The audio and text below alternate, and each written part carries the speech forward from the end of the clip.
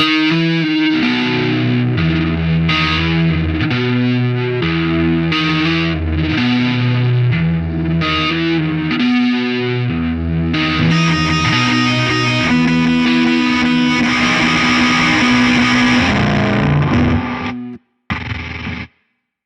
Internet, to the second episode of Shallow and Pedantic. I'm Andrew. I'm Mike. And it's October, so we have to talk about October shit. Yeah, that means horror. That means horror. We talk about horror. We had a pumpkin-spiced issue of Unnamed Journal. We did, with some horror shit in it. Death Head, yeah. That was pretty cool, actually. It worked out. No, I thought it was a long issue. It was a very long issue, actually. That was 47 pages, because you had a radio script with, like, a werewolf. Yeah. That was long, but it was good. I'm glad you liked it. No, I really like what you did with it, because it started being like, is this kid a werewolf, or is he just, like, being a teenager? Right, yeah. And then we're solving werewolf. We're solving it. It's just a psychological disturbance, not an actual, no silver bullets required. Well, you introduce the monster in the first act, you've got to take a 90-degree left turn before the third act, otherwise it's boring. There's only one thing to do. Yeah. There's only one thing to do. And my second piece was long. It was like 7,000 words. Yeah. So God, was it really actually? Okay, yeah. Yeah, it was long. It definitely took me a minute to read, but yeah. All right. So that means October. So that means horror. And what is there to say about horror except everything? Yeah. Well, I mean, it's one of those inherently experimental genres that just touches on a lot of things, much like science fiction in a lot of ways. And I mean, there's certainly a Venn diagram between the two. Yeah, they fit together nicely. Mm-hmm. Oh, sure, because it's all about stuff that isn't real but could be. Yeah, no, so that's both very work. True. You can mix those two nicely. It's chocolate and peanut butter. Yes, absolutely. Yeah. Yeah. So I kind of wanted to talk about, when we were talking about what we're going to do for the second episode, I wanted to be like, what is horror? What is it? What is it in itself, Clarice? Of each particular thing, ask, what does it do? So, like, we want to talk about the aesthetics of it, thinking about it in terms of the beautiful and the sublime. But also, it's a symbolic genre inherently. And much like science fiction, I think horror is used to examine things that are, obviously things that scare us, but, it's a way to confront the unknown. It's a way to confront the other, and, of course, the fear of death, which is perhaps the biggest unknown. And the ultimate existential question. Exactly. What does it mean? What do we do about it? What do we do about it? How do we deal with it? Does it matter how we confront it? So, heavy. Heavy is what we're talking. Heavy. And I started thinking in terms of, like, because it's a genre. We call it a genre. And I'd start thinking classical. Like, what manner of genre is it? Is it tragedy? Is it comedy? What is it? Because, obviously there's more genres than those, but those were the original genres. So, like, everything flows out of those, I want to say. Sure. No, I think so. And I mean, horror as its own genre in a lot of ways, in a lot of ways it's relatively new. Is it though? I don't know. Like, I mean, that's sort of the question, So you can go pretty far back and find stories that'll scare you. But I mean, I think at the same time, a lot of those are sort of inherently didactic. Sure. So fairy tales. Exactly. Grimm. Yeah. Yep, folklore, all of that stuff. It's sort of a story that's designed to scare the shit out of you, but also impart a moral. Impart a moral. Yeah. So would we then say that horror is a genre where the fear is not intended to be didactic? Is it just like confronting that reality for its own sake? I don't know. Yeah. I think it can be, but I also think that it doesn't necessarily, yes and no. Like, it can be, but it doesn't have to be. Okay. We are really coming up with answers. A lot of deep digging here, right? Yeah. All right, because it's like, obviously, horror is scaring us, but to what end? Right. Well, and I mean, and I, to me, I think that's like, what is the function of it, right? I mean, like, what does it do? Yeah. Right. So I mean, we talked a little bit, and I think a good place to start is you have the fear of death, Sure. which is perhaps the most primal, the most original fear that we all have. It's something that we have to confront. And there's not coincidentally, there's quite a few horror stories that feature the personification of death. Whether it's literally the Grim Reaper, Mm-hmm. or you have something that's more contemporary like Donnie Darko, and you have Frank the Bunny, who's really Right. really creepy looking and is not actually death himself, but is sort of this symbolic representation of death. And when Donnie finally figures out like what the deal is with Frank, he doesn't really last too long afterwards. No, that's true. So That's true. spoilers. Yeah. Yeah. Spoilers. And if you think about it, like a lot of your classic horror villains are like these humans who have been in some way touched by death. Right. Your Jason Voorhees. Yes. Your Freddy. Your Leatherface. Yep. We're in slasher mode right now, but Okay, they've yeah, all yeah. been like they've all felt like they've been touched and shaped by death into killing machines. Right. Or Michael Myers is another Sure. good example. Yeah. So it's you have sort of the personification of death. People that are Avatars. avatars of death, absolutely. It's what does it mean to come up against this avatar of death? Does it mean to actually confront your own mortality? Are we looking at like violence that's inherent in society? With teeny slasher movies. That could be what they're about as much as anything else. Right? Yeah. You could. That's a pretty pretty straightforward shallow moral that you can Right. take It's away also from. that also always struck me slashers, the teen slashers, as a way of like as this weird primal reaction to the youth culture. Sure. Yeah. Because we start seeing them in the 70s and 80s after the youth thing in the 60s, and then it's like Well, yeah, and I as think a reaction against that. well, and it was in the 70s and 80s, there weren't a lot of most STDs that you could get were cured pretty easily, and adults were essentially at their wits' end on how to prevent teenagers from having sex. So they were like, I know, we'll have teeny slasher movies, and this will actually stop those kids from rutting. Yeah, it didn't work. No. But they are very entertaining. They are that. And that was the one thing that the first question that I asked you was, are teen slashers, your slasher flicks, the ones that we grew up on, are they actually comedies? Some of them certainly are. Yeah, they're they can't... like intentionally comedies. They're so campy, and it seems like the only purpose to watching them. Maybe this is just what I remember because when I was a kid, I just remember people talking about like Friday the 13th. Sure. And just being like how hilarious the kills were. Oh yeah.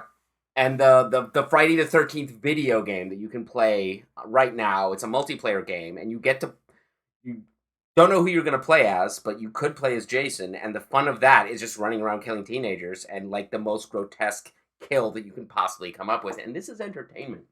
Yeah.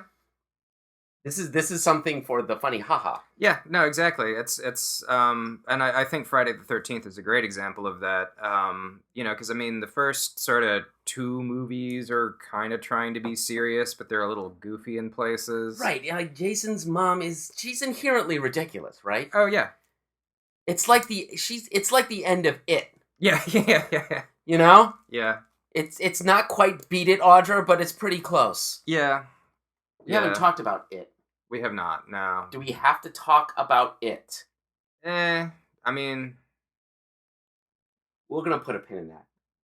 We might end up talking about It, because Scary Clowns is one of the most annoying sub-memes. Anytime I think... You're not actually all scared of clowns. It's just a meme. Yeah. Anything is scary if it's murderous. Anything is scary if it's not where it belongs. Clowns are not scary. Stop being nerds. Also, candy corn is delicious. And there's nothing wrong with the word moist. There's nothing wrong with it. That is your brain, because it doesn't have any actual things that are bothering it, inventing something. It's the equivalent of autoimmune disorders. I think the only time... Grumble. I think the only time I ever actually believed that somebody in proximity to me was actually really terrified of clowns was because we'd put on Killer Clowns from Outer Space because it's hilarious. Exactly. But this individual happened to be on LSD. So, I did actually believe I believe that. that he was terrified at the moment, but I think it was the drugs, not the clowns. I mean, I went to the circus when I was a kid. The clowns hit each other in the face with pies and fell over. It was amusing. They were merry. I don't see the problem. All right, we have gone way far afield. Tangent.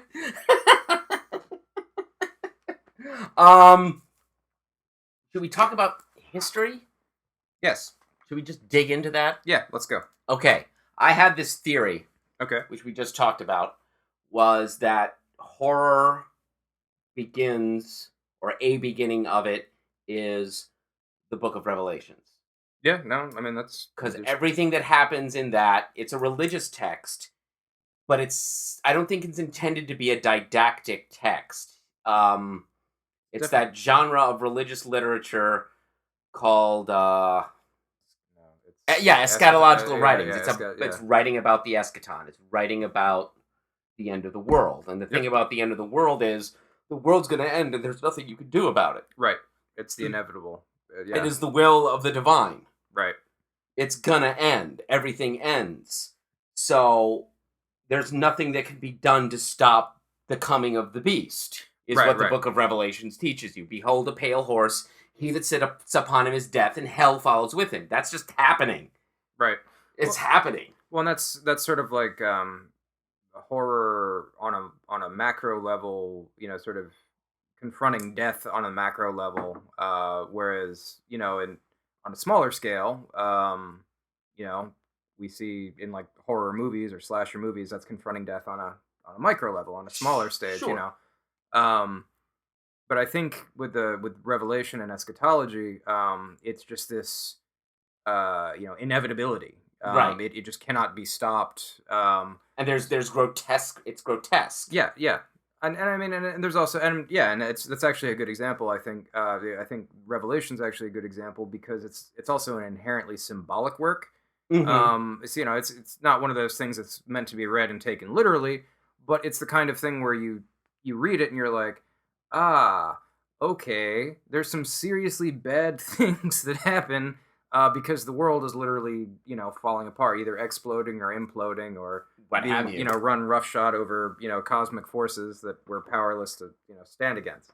And this is what made me think of it. But like a lot of horror movies, not all of them, but like a lot of horror movies, at the end, the beast is cast down, right?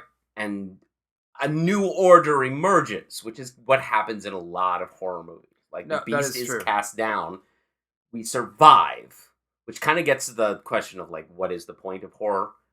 Like, kind of tragic catharsis, which is what made me think of tragedy. Sure, yeah. Even though tragedy does something slightly different.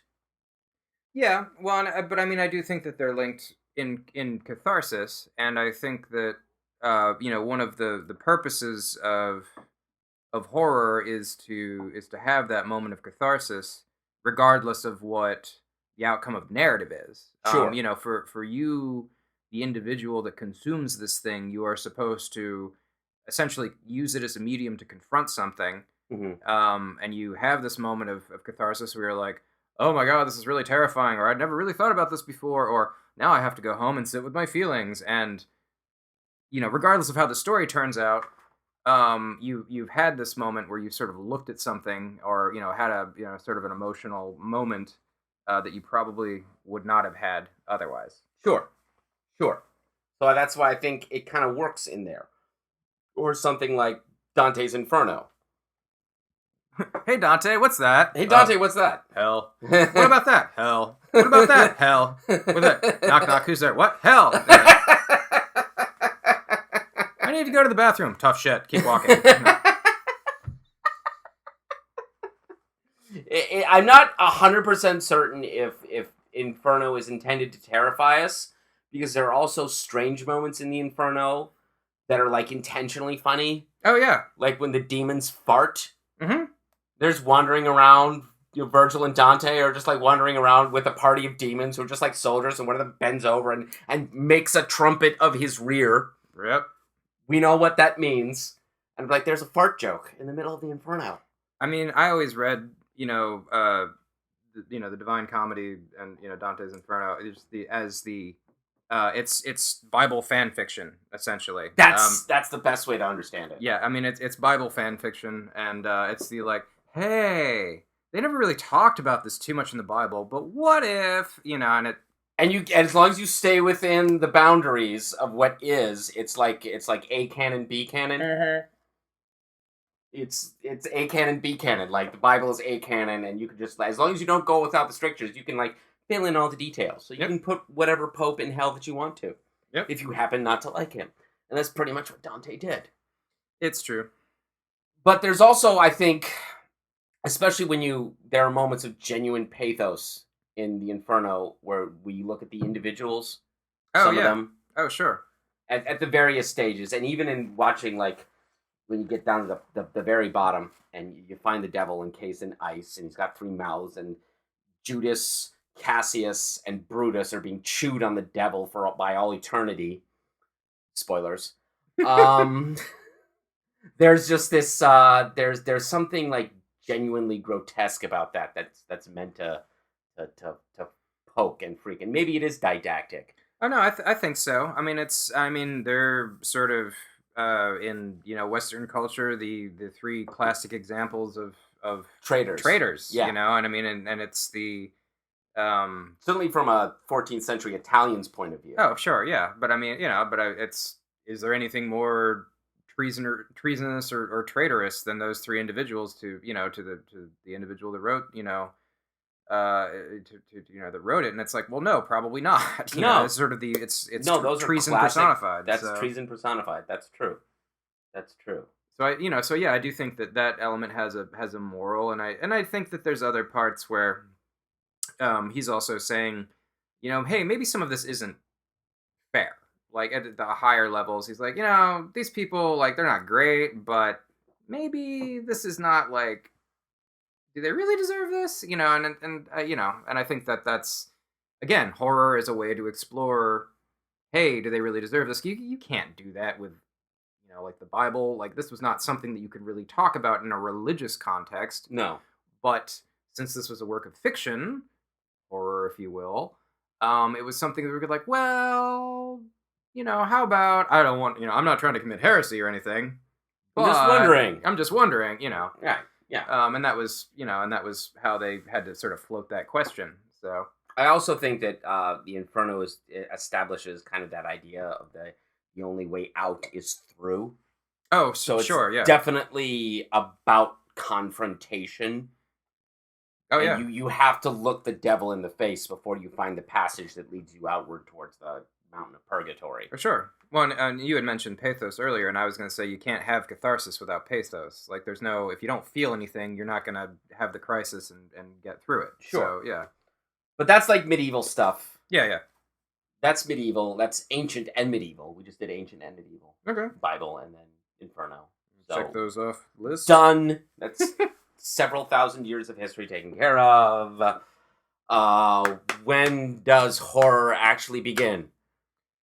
I mean, okay, so for me, in the contemporary sense, I really feel like horror as we know it, or as we think about it, started with, I think, it started in the 19th century to me. I think it started, I think Edgar Allan Poe was, in the mystery stories, Mask of the Red Death, and some of his other works were heavy. So we're thinking Goths and Romantics. I think so, yeah. Yeah. I think so. Shelley's Frankenstein. Yes, absolutely. Byron wrote some vampire stuff, and the Penny Dreadfuls. Yes. Like Varney the Vampire, that's mid-18th century. Wasn't that, who wrote that? I couldn't tell you. Wasn't it? I want to say it was a Walpole? Could be. I don't know. I could be wrong about that. I'm going to have to look that up later. But that's mid-18th century. But the Penny Dreadfuls are... Yeah, and you had the Penny Dreadfuls, and you had stage plays like Bucket of Blood, which, were just basically gore fests. Right. That were... The Jacobean stage. Yes. Yes, or the Spanish tragedy. Right. And it was a lot of, it featured a lot of, essentially Karo syrup, and there was a lot of screaming. The plot was pretty thin, and it was basically just you'd show up, so you could, effectively go to like the the 19th century version of a Guar concert, Or essentially. the Rocky Horror Picture Picture Show. show. Yeah, exactly. Yeah. Yeah. Okay. But that's kind of more pushing into the camp and comedy Oh, sure, yeah. elements, which we can't deny and say aren't part of it, because obviously we just said that it was. But I think taking it seriously, I think we got to start with the Goths and the Romantics, Oh, sure. who are the same thing as far as I'm concerned. Shelley, Byron, Mary Shelley, not Percy. Although some of Percy's poems are kind of weird, so maybe. I'm not as familiar with his work as I'd like to be. That's a weakness. Is it? I don't know. Oh, wait a minute. What am I thinking? Coleridge. Oh, yes, Coleridge, yes. Rhyme of the Ancient Mariner. Yes. Rhyme of the Ancient Mariner, and he wrote a vampire poem. Did he? Christabel. Oh, shit, that was him? Christabel Wow. is Coleridge. Wow. A female victim and a female vampire. Oh, okay. It is, Camilla? No, not Camilla. Carmilla, I think. Yeah, Carmilla okay. was like, as a contemporary of Stoker. Okay. Sheridan Le Fanu. Oh, wow. That's like the 1870s. Wow, good for you. I did not know that. Yeah. I've read that. Carmilla. Okay. I think. Wait a minute. Carmilla was like 1870s, and Bram Stoker's Dracula was 1877. Well, and like, those are actually great examples of how horror is sort of used as a way to talk about issues that people couldn't really talk about. Like, Dracula was a Victorian novel, and you have the whole sort of the vampire's kiss or whatever, like the bite, like that sort of thing existed before Stoker, but it was part of the reason it was such a central focus in the novel was because the Victorians were sort of known for being sexually repressed, and it was very titillating, or at least pretending to be sexually repressed. Yeah. The middle class was sexually repressed. The aristocracy was driving them, was doing whatever they wanted, which kind of fits with the whole Dracula because he's a count. Yep. It's a way to talk about what we know the aristocracy is doing. Right. Well, and I've heard other places like Carmilla was essentially coded for essentially lesbianism. It's barely coded at all. Right. I've read it. It's barely coded. Here's this fictional premise. This is not a thing that happens. It's not coded. It's barely.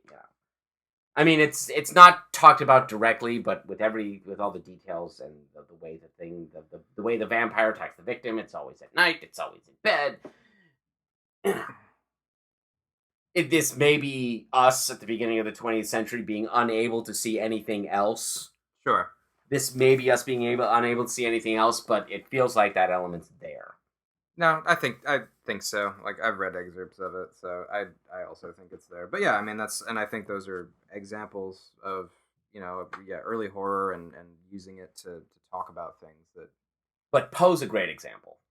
I think so. Poe is a great example because I think Poe took it very seriously, in the sense that he had this confrontation of the dread thing, and the confrontation of, like, I think that's one of the reasons The Raven is one of his poems that has survived so well and that people know it so well, is because it doesn't really explain itself.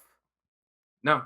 There's enough to understand that something freaky is happening to the protagonist, and he is freaking as he's dealing with this raven that's talking to him about things that are beyond his ken. My soul that lies shadow shall be lifted off the floor nevermore. Yeah. There's just enough to be like, this is creepy, but you don't really know why. Yep. So I think that's why it works. Mask of the Red Death works because it doesn't really, it's not like a vampire that like has rules and you throw garlic at it and it's just like death just comes and takes them all. Yeah, no, here's this sinister force and something bad is happening. Something's not right. I'm not sure what it is. I'm really scared.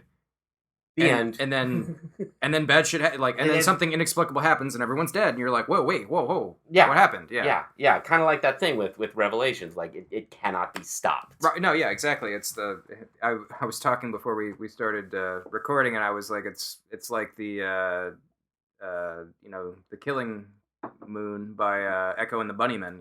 It's fate up against your will. Yep. There's nothing you can do about it. We were talking about science fiction and horror, and I was just by saying the words "it can't be stopped" made me think of the Terminator. Yeah. It can't be reasoned with, it can't be bargained with, it doesn't feel pity, remorse, or fear, and absolutely will not stop until both of you are dead. Yep. So that's again science fiction and horror making and that's very postmodern.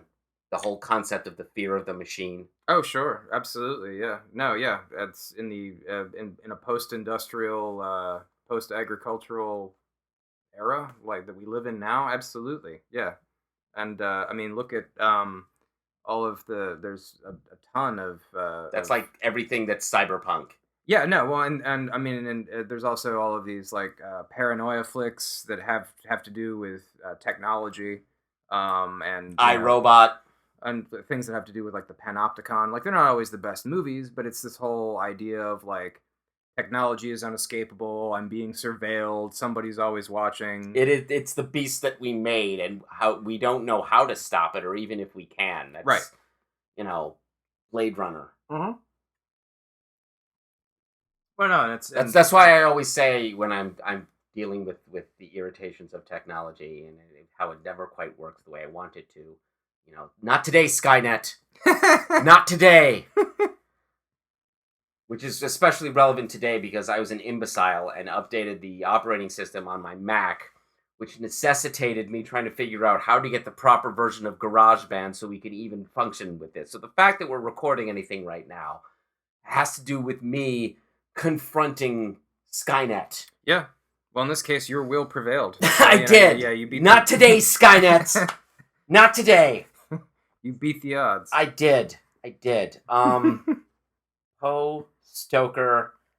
I remember reading Dracula for the first time, and I thought it was cool the way it was an epistolary novel. Sure, yeah. Told in letters and journals that gave it a certain immediacy, allowed us to meet all the characters and get in with them. So I thought that was a clever way of doing it. The end always seemed weirdly anticlimactic to me. Yeah, I always thought that every version of the Dracula story that I've seen or read or in various forms of media, I've seen it adapted a couple of different ways. The ending is always just kind of a letdown. Like it just kind of falls apart towards the end. I don't really feel like there's. It's just it's not it just you're like, oh, well, that's, and then the end. I think that the problem is that the villain is so much grander than all the protagonists. Yes. So that it always feels like it's a point when he's just suddenly not there. Yep. And what that led to is, you remember when they made the movie Bram Stoker's Dracula in the late 90s? Yes. That was a Ford Coppola movie. And I remember sitting through it the first time and really liking the way it began, because it gave us that wonderful historical context. It was the first time anyone bothered to be like, hey, Vlad Dracula was an actual dude who was a crazed tyrant that impaled people, and he made the Turks run away just by creating a forest of impaled enemies, so that the Sultan of the Ottoman Empire took a look at it and said, Nope, I'm not dealing with this. No, I'm going back to Constantinople. No, I don't need this territory that bad. On second thought, it's really rocky here. I'm not really sure we can grow things. I'm pretty sure that guy's really crazy. Let's just not. We'll deal with this later. Someone's going to assassinate him, and we'll find a prince more to our liking, which is actually what happened. Yeah. And, but they brought that into the movie, which made it, like, crazy grand, and I was really liking it. And then, it dragged, and I don't know if any of the actors in that movie took it seriously. It's like Anthony Hopkins is acting like he could not care less about what's happening, and it wigs me out. Yeah. And the ending of it was so, like, they're so sad to see Dracula die that I blame that movie for Twilight. Nah. I think the lady who wrote Twilight saw that movie and was like, you know what, Dracula's the good guy. Because the movie almost goes there. And that's how we got Twilight, because of Bram Stoker's Dracula. That's my theory. That is what I happen to believe. One thing that I have thought about over the years, there's a sort of a weird parallel between Dracula as a story and the Phantom of the Opera. Yeah. And the commonality is the first 5 minutes are the best 5 minutes of the whole fucking story. After that, you're just kind of like, yeah, okay, well, it's going, it's happening. Yeah. Let me see the gross half of your face so I can go home. Yeah, pretty much. So, but I mean, that's captured well in the the early '90s Ford Coppola movie. You're like, hey, sweet armor, It was pretty sweet. Running around doing things. Yeah, it was pretty sweet. I think what all we've been talking about for the past 10 minutes, all the gothic horror, is all the monsters are in some sense supernatural. Yes. If not really supernatural, then like motivated by supernatural demonic forces. They are the enemies of God. Sure. And even Frankenstein, which is a creation of science, which is, we're talking about the 17th and 18th, 19th centuries. Science was casting itself, and the reason casting itself in the face of God. That's what the French Revolution was all about. So I think that those are all, it's darkness versus light. Sure.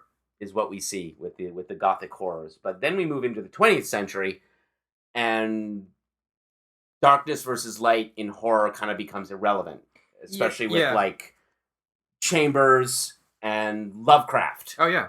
Well, and it sort of shifts from the knowable to the unknowable. Right. And you have you go from a sort of the concept of a knowable evil force that it's in some ways familiar because it's sort of defined through like antithesis. Sure. They're all corruptions of humanity. Right. Or, you have the personification of death, the Grim Reaper, or you have, vampires that are, the living dead. But then, you get to, things like Lovecraft, and it's the like, yeah, well, here are these completely horrific alien beings that live outside of time and space that don't really give a shit about you, but can end your existence, your entire planet's existence, your whole universe's existence, just like that. And you're like, oh, well, that's really terrifying. Like, how do I even, how do I interface with this? And I think that's sort of, you can't, and it's, the horror is that you can't. Yeah, there's nothing you can really do about it. And the horror is that you can't even really know what this thing is. No. Yeah, and I think, that's where I kind of go back towards the whole tragedy side of things. The confrontation with the sublime. Because I think in a weird kind of way, Cthulhu is intended to be sublime. I could see that. Like, in the sense that it's unknowable and beyond the categories that we have it for. So, like, in what you would call classic Greek tragedy, the hero is destroyed through his confrontation with forces beyond his control. Right. Oedipus, Agamemnon, and Clytemnestra in the Libation Bearers. That's a fun trilogy. And it's what Nietzsche called the phenomenal is destroyed, but the noumenal remains, and so that's where the catharsis lies. Yep. We lose Oedipus, but in the process, everyone else is saved, and so that's the catharsis that carries on through to the audience. And I feel like in the 20th century, the cosmic dread horror, we're confronting this thing that's so sublime there's no escape from it. So it can't be a tragedy. No will lives on. It's just the gods are monsters. Right. Is where we get to. Like, the gods are indifferent. Well, and unknowable. Like, we can't have a relationship with them. You can have a relationship with Zeus. Right. Sometimes you have a relationship with Zeus whether you want to have one or not. Those Greeks. I feel like there's just there had to be like a period of time where they're like, God damn it, Zeus, and like, haha, and you're like, what the? Why did you do that? I've been drinking with Dionysus. What am I? You're a good boy. I like you. And you're like, God damn it. Not again. Fuck this shit. I'm moving to Egypt. Yeah, no, poor Hera. Yeah, long suffering. No, but I think it's this weird, contemporary horror, 20th century, 21st century. There is this sort of this, postmodern element to it. It's sort of beyond, it deals with things. It sort of, zeroes in a lot on sort of the unknown, and to a certain extent the other.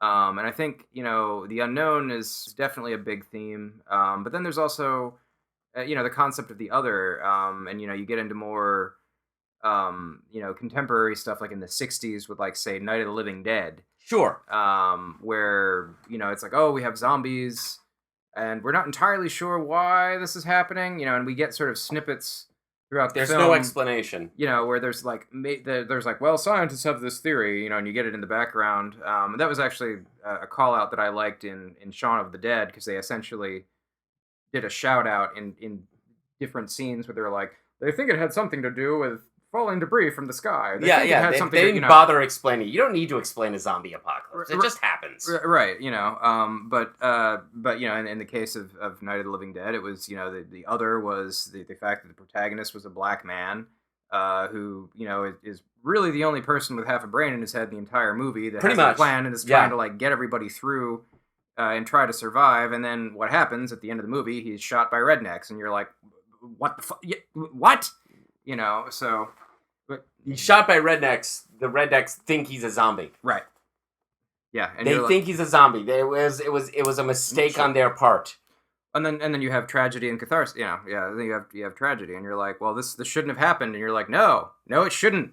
Yeah, that's didactic. Right, and it is didactic too. Yeah, you're right. You're absolutely right. So, so I think that these themes, these structures, sort of still exist within the genre, even though sort of the way that all of it is countenanced has changed. Right. I think we've kind of worked our way to the position where horror can be doing a number of things, but what the essential element is, some kind of confrontation with dread for a cathartic purpose of some kind. Yeah, no, absolutely. So it kind of pushes it into the area of tragedy. Once we get to the end of the 20th century, it becomes fully postmodern, and horror becomes self-aware. Yep. With Scream, Funny Games, Cabin in the Woods, yep, where all the tropes, we all know the tropes are doing the tropes, and we know the tropes, that it's funny that we're aware of the tropes. Right. And then it's how do you mix and match these, and how do you combine them in a way so that you get to that surprise, like left turn, where you're like, oh shit, I didn't see this coming. Now I'm caught off guard. Now I'm scared again because I'm familiar with all of the window dressing, but I didn't see how this was going to be combined, and now I'm like, oh shit, all right, okay, this is different, this is new. I didn't see this. Cabin in the Woods did that really well, because the premise is the tropes are all real, and we're all the setups that are the stupid setups to put people in a horror scenario are all being deliberately done by sinister people behind the scenes.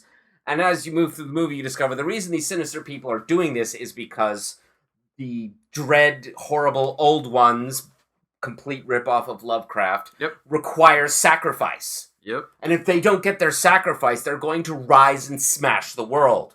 So the people we think are the bad guys are actually the good guys, and they're just trying to save the world. Essentially, yeah. By offering sacrifice, which is the most ancient kind of principle. We sacrifice the young, or the gods will rain fire upon us. Yep. No, it's a component of sacrifice of some kind is a component of pretty much every world religion, around the world. So that you can interface with the divine being. Exactly. And how do you do that without something shifting from one world to the other in some form of death? You have to give something up. There's no escape. No, and yeah, exactly. And I mean, I one of the things that I at first viewing of of the movie Scream, just the original one, I never No, bothered I with only any saw of the the first one. sequels. But you know, you get to the moment where you know, the killers are confronted, and they're like, "So why in the hell are you actually doing this?" And they're like, "Pretty much for no reason whatsoever. We're That was a great shift. we're like we're just nuts and like evil essentially. There is no reason. We're just doing this because we're assholes." And it was like, okay, and I was like, well, and at first I was like, oh come on, fuck that shit, da-da-da-da-da-da-da. And then after viewing the movie, I was like, well, actually, no, you know what? Because there are people that go on killing sprees, you know, at times pretty much for no reason. It's kind of sub rational. Yeah, it's That's kind of what like, well, what Mindhunter's been talking about. okay. You know, Yeah, no. why are serial killers the way they are? Why do they do the things that it's a variety of reasons, and they're almost all of them sub rational on some level. Right. Yeah. No. It's not something that's necessarily governed by reason. So that sort of brings it back to the unknowable. Like, how do you're confronting something that what is the motivation for this? It's not something that a normal person can necessarily understand. One of the things that has led to horror become postmodern has I think a rise in campiness, Oh, for sure. Yeah. because if you can always just yank them out and make fun of them. That's the whole reason Sharknado exists. Yeah. I'm gonna say a lot of people agree that Jaws is a horror movie. Yeah. Oh, it's It absolutely works a as horror one, movie. and Yeah. I think it fits within the whole 20th century concept because that is a predator and a monster that doesn't care. Yep. It's there's no deeper reasoning. It's completely indifferent. It's an animal and it eats. Yep.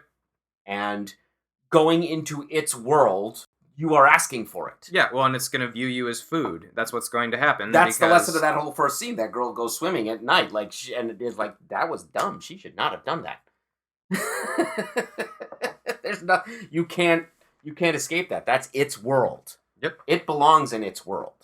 No, yeah, absolutely. And I mean, I think that also that points to there's a lot of horror movies where it's the like, oh hey, let's go to this. I mean, we can talk about Friday the 13th, for example, or A Nightmare on Elm Street's another one where it's the like, so I'm just going to go to this place just because I want to, or I'm going to go to sleep because that's what people do, and now I have stumbled into this other realm where this creature lives, and it's their home, and I am actually trespassing in some way. Mm-hmm. And now whatever happens to me is actually a function of the fact that I went to this place Right. when I perhaps should not have. Now, I mean, like, the terrifying thing about, like, Nightmare on Elm Street on a basic level is, like, hey, you gotta sleep eventually, right? Yeah, there's So, no I mean- escape from sleep. Right.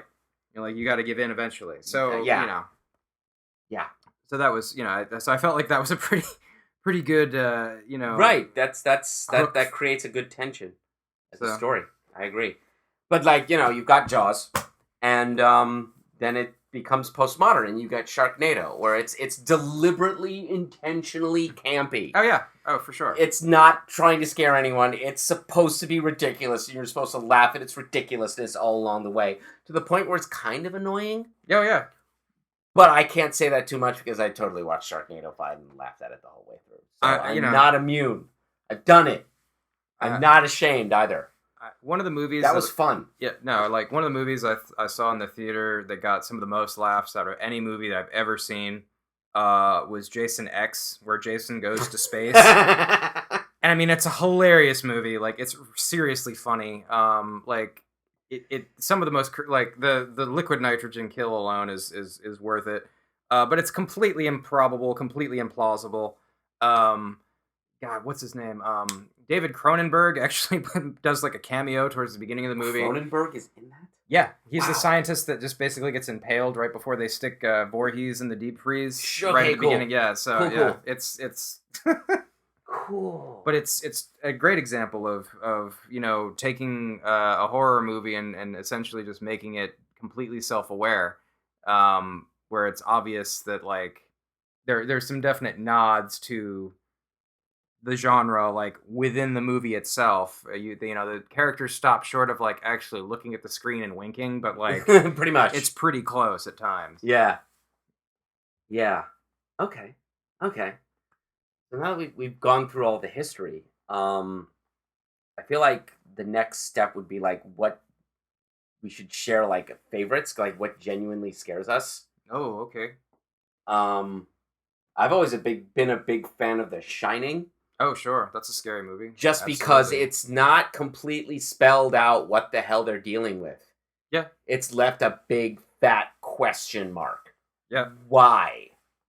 Why? And there's things in it. There's like these terrifying elements, but you don't actually see the face of the thing. Nope. I mean, you can say that Nicholson's character, who I forget his name. I can't remember right now. Is it Jack? Is he Jack? Might actually be. Okay, yeah, well, yeah, Jack. All work and no play makes Jack a dull boy. Right, right. But he's in one sense the antagonist of the film, but in another sense, he's just as much a victim as anyone else. Yeah. I mean, well, and I He's think driven mad by the house. right, yeah, and I think that movie is a great example of you have these people that have trespassed or into a space that they should not be in. It's if it was Jaws, they would be people going into the water, but Mm-hmm. instead they're people that are going into the Overlook Hotel, and this is obviously a place that nobody should actually go to. Sure. And they sort of they spell that out at one point where they're like, well, this was built on top of an Indian burial ground, and That's just enough of an explanation where you can you'll fill in all the elements yourselves, but you never actually. There's no chief eating right, people or something like that. right. And you have and they mentioned that like, oh, we had to repel people coming here trying to tear the place down for a long time, and I was like, well, I mean, if they've been here a while, maybe you ought to listen to them. Yeah. Maybe you shouldn't build a hotel Right. here, I mean, ancient Indian burial ground is kind of like shorthand for old scary shit is here. Well, I think that was a go-to for Stephen King and a few things. That was the whole deal with Pet Cemetery as well, I think. But, Right. Yeah. Or not the Amityville horror, but the Poltergeist. Oh yeah. Oh shit. You're right. Poltergeist. God. Yeah. So it's a trope unto itself, essentially. Yeah. But Ancient Indian burial grounds, but other than that little throwaway, that little trope, you don't see the face of the thing. right. It's unknown. It just gets weirder and weirder and weirder, and you don't see the face of it. No, that's true. Yeah. Which is why I find it very scary, because it's like it's that sense of the unknown that remains throughout. So you have that element of the one character that Jack becomes the personification of that. He is touched by death, Yep. as we've been saying. Yep. And so they confront him as the horror, and they escape from him, so you have the catharsis in that sense. But beyond that, the mystery remains. Yeah. Which is why I think that movie works really well. I saw a film last year called The Blackcoat's Daughter. Which was also put out by A24, which is the same group that did Hereditary. Oh, The okay. Witch. Sure. So they're very much the art house horror dispensary of the present age. They seem to do good work. And Blackcoat's Daughter is kind of like The Shining in the sense that it's the same atmosphere of it's a boarding house shut down for winter break, and unlike The Shining, you actually do figure out what it is that's doing it. Like you really all actually see the monster, and the monster is expelled. But because we're talking about something it's literally demonic. Oh, okay. That's one thing that the A24 house seems to love to play with The Witch, and Hereditary is nope, it's the devil. Okay. We're dealing with the devil. It's literally the devil. We're not playing any games. It's not a metaphor. It's the devil. And that's what it is here. But it's chilling and cold and silent like The Shining until it's the little girl is running around with head screaming, "Hail Satan." And that's genuinely it builds to it really nicely. It's atmospheric. It's the slow burn. And then it just boom. Yeah. So that works for me. because I like those. I like those the slow burn that pops off in the end, because then you kind of like get in the mood of it, because it you're waiting for it to start, and then you're just like, you feel like, the hairs in the back of your neck slowly stand up. So it works nicely. That's the kind of thing that I like. Oh yeah, no, for sure. No.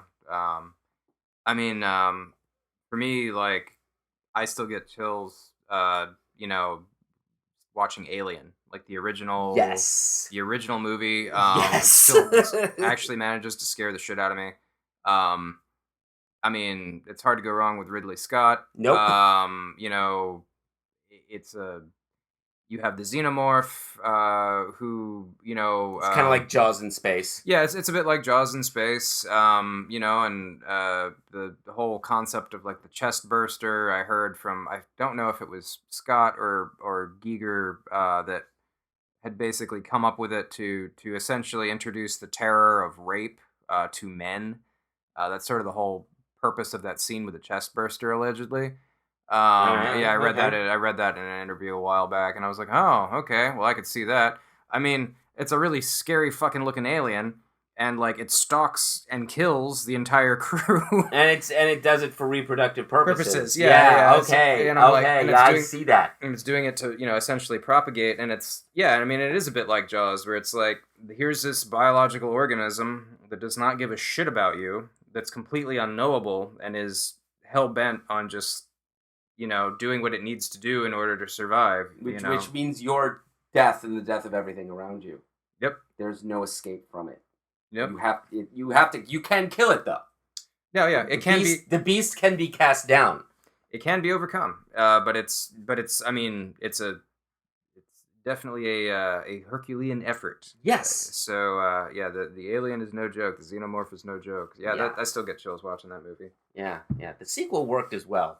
Not as a horror movie though. No. As an action movie. As Although an action movie, yeah. There were the first 20 minutes before like all the shooting starts, when you're like in there with like all the people pasted up on the walls. That's creepy. Yeah, no, that's creepy. And I think the Aliens, the sequel, has definitely has its moments of you're like, they're inside the walls. Yeah.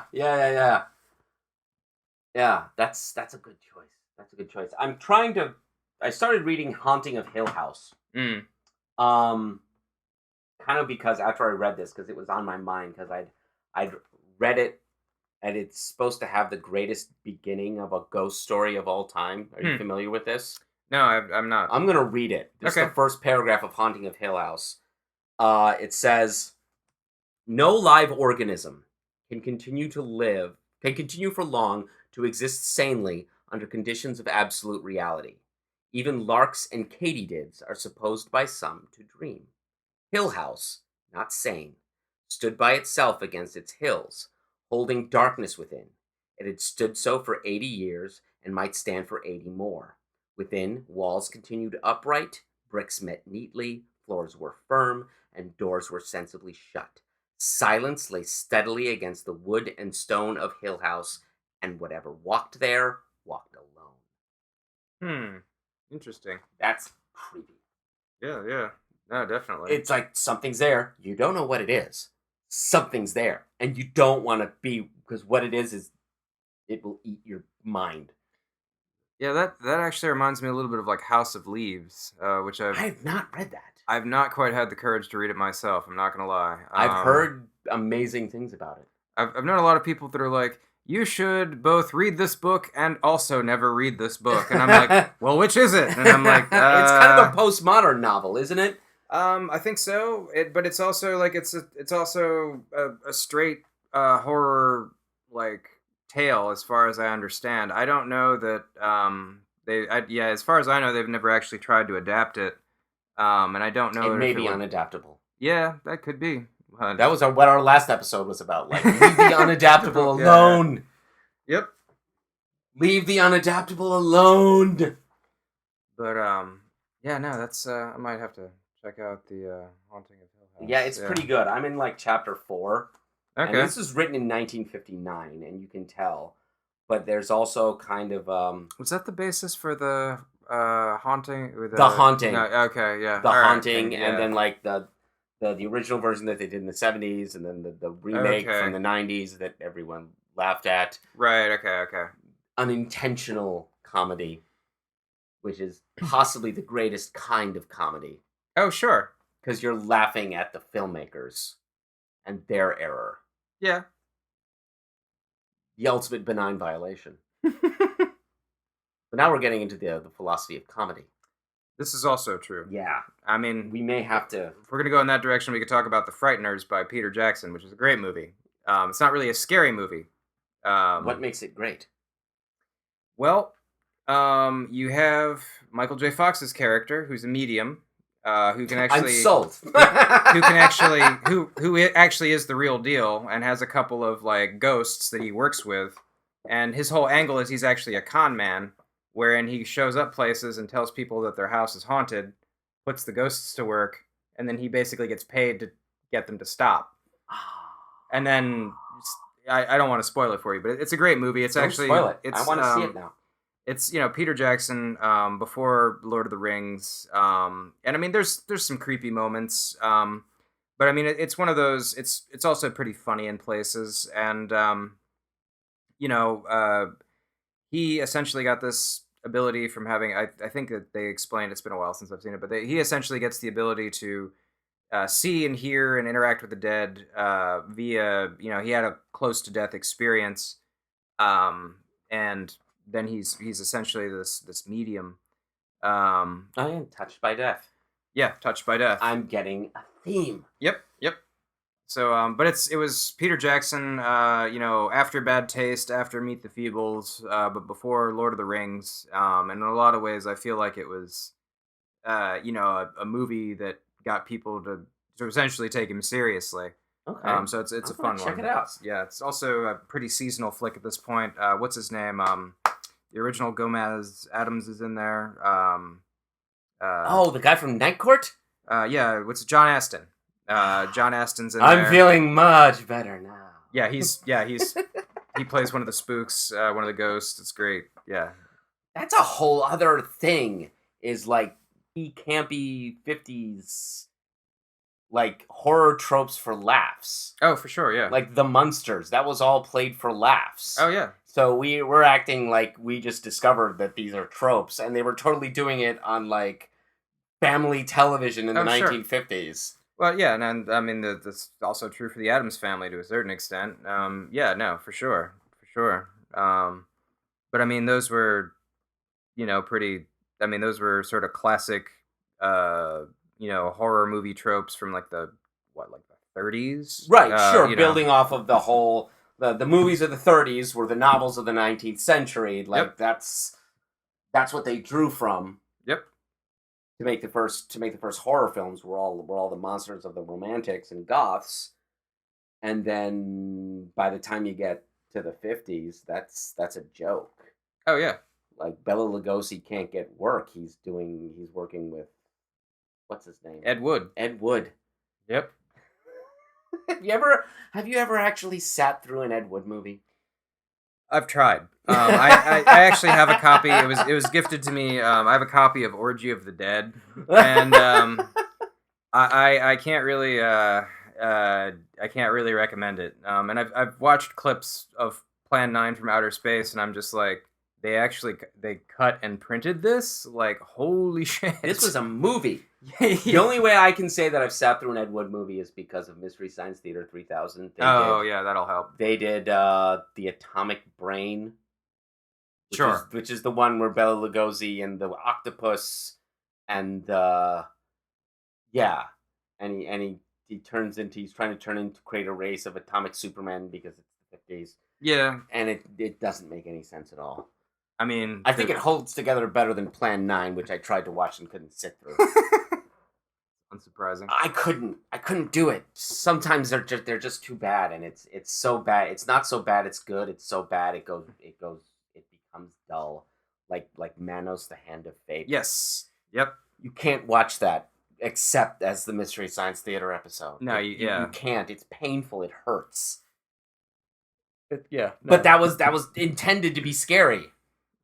I mean, running into a cult in the desert, and that was done in the 60s. Like, a few years before Manson, where that was a real thing that happened. Oh, sure. But for some reason, it's laughable and dull. I mean, it's all in how you it's how do you frame the narrative? How do you if you're trying to go for something to actually get into people's heads and scare them, like what are you actually doing to really hook people? You gotta. Do you need a protagonist that you can identify with? Does the protagonist matter? I don't know. Like I think what you have to do is create. I think you have to either create something that's plausible, or you have to depict something that's there's sort of a fine line where you have to depict something that's so frightening just because it's unknowable and alien, but you show enough of it so that people get the sense that this thing is unknowable and alien, and they're like, oh shit, I don't actually know how I would deal with that. Right. Okay, that makes sense. Or in the case of, like, I mean, Silence of the Lambs is a great example of a horror movie. It's people sort of like, oh, this is a thriller, and I'm like, there's nothing supernatural about it. That's the line between thriller and horror. A thriller is just a human enemy. But I mean, that movie scares the shit out of me because it's like, here's this guy who's essentially an evil genius. I mean, if Scream people. is a horror movie, yeah, well, that's sort of where I'm. How going. is Silence of the Lambs not a horror movie? Well, that's I think that's right. I mean, that's what I'm saying. It's like, here's this guy who's essentially an evil genius that fucking eats people and is like incredibly charismatic, and you're just like, you can't really stop him. Like, he always somehow manages to get away at the end of every fucking movie. Like, I mean, Hannibal Lecter's a scary dude. Like, he's elevated to the point where he's almost monstrous. He's almost like Dracula. Right. No, but it's one of those things where you see that kind of a character, and you're like, well, that's plausible. Mm-hmm. And people go like, oh shit, that actually scares me. Or you do something like Alien, where you're like, so here's this like creature that we can really just show you, and we can talk about like the elements of its biology that we've learned about, but we don't really understand it. We don't really know where it came from. We just know that like it's bad news and it's gonna fucking eat us. Like, yeah. But it works into the narrative so that it's plausible. Yeah, Because you can see it. It has rules. Yeah. So it works as a monster. Like, all these monsters are just various avatars of death, and it's the concept of, can we escape from it? Mm-hmm. They're going back to that idea of catharsis. Oh yeah. And monsters are this idea of it's a symbolic representation of something that's outside of the cultural norms. I didn't come up with that. That's like a pretty bog standard. That sounds like academia. Yeah. It's there's a lot of variations on that sort of definition out there. But yeah, and I mean, and it holds water. You see that in cultures around the world. There's monsters everywhere. And it's just a symbolic, representation of something that falls outside of what's normal for people, and Mm-hmm. it scares them because it's outside of their range of experience. Yeah, and represents some kind of inchoate threat. You were talking about how people have done this study and kind of made a point that, like, vampires versus zombies. Oh yeah. So there was I'd heard about this a while back, and I really need to track this down so I can like cite my sources. But there had basically been a study, I think going back from like the like the 70s, where essentially at times of greater economic prosperity, there's generally more vampire movies are made, like in cinema, because the culture in which this film is being made is better off. More people have money in their pockets. You have monsters that are behaving badly on the screen that are immortal and beautiful and usually have a lot of money. Aristocrats. They're aristocratic. When there are times of economic downturn, things aren't going so well. Zombie movies are, generally made more. And you have the sort of the threat of the hordes that are gonna descend like with the pitchforks or something. Yeah, you have the unkept mob essentially that's only stoppable by fire or a headshot. Right. Yeah. And they want to eat. Yeah, and they want to eat. So it's like, The vampire is like a greed and pride Sure. is the threat, and in a downturn, just pure animal hunger Yep. Yep. brought on by fear and dread. Yep. Yep. Wow. So yeah, that's and I mean it boxes. Like I've gone back and looked and looked at movies that are made and yeah, I mean during the Great Recession or what have you, like starting in like Oh the yeah, that was like peak in the zombie. aughts. Yep. That's when Walking Dead happened. Yep. There was a lot of stuff that what 28 days later and all of that. So 28 Days Later is the one zombie film I found genuinely terrifying. Fast Zombies. Fast zombies. Not only fast zombies, but just like that sense of waking up, going to sleep in normality and waking up in and you can the screams are written on the walls Yep. and you have to confront everything becomes atavistic. And I didn't like what 28 Days Later did at the end, where it's like we're almost sympathetic with the zombies. And you're not sympathetic with the zombies. I hate that.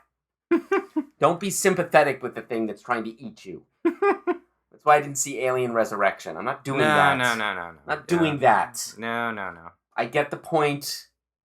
Even in Starship Troopers, you can see that the bugs they're just fighting the way we're fighting them, so you can understand that you can respect on some level, but they're still your enemy and you still have to deal with that. Yep.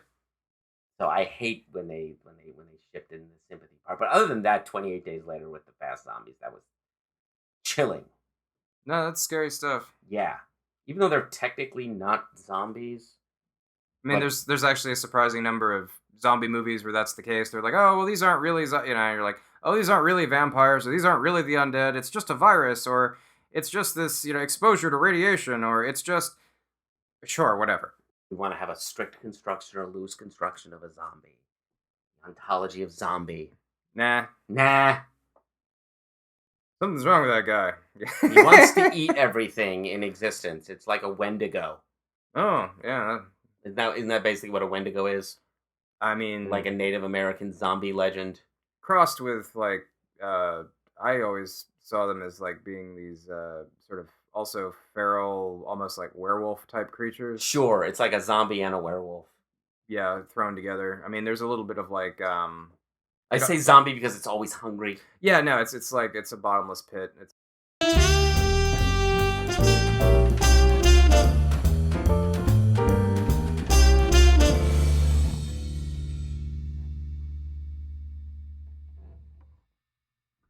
We ran out of stuff to say again. Yeah, we did it again. We were like, I'm looking at my notes, you're looking at your notes. We said all the stuff there is to say. Horror is complete now, we've solved it. Yeah. That's it. Everybody has to shut up about horror now. And clowns, and the word moist, and candy corn. We have no more smart talk, only dumb talk. Go now. Be gone. We do not want your evil here. Alright, so we're gonna pull the plug at this point. I think we're an hour at least. Yeah. We've gotta be. But we'll come back next month with more Shallow and Pedantic. I'm Andrew. I'm Mike. Be well, Internet.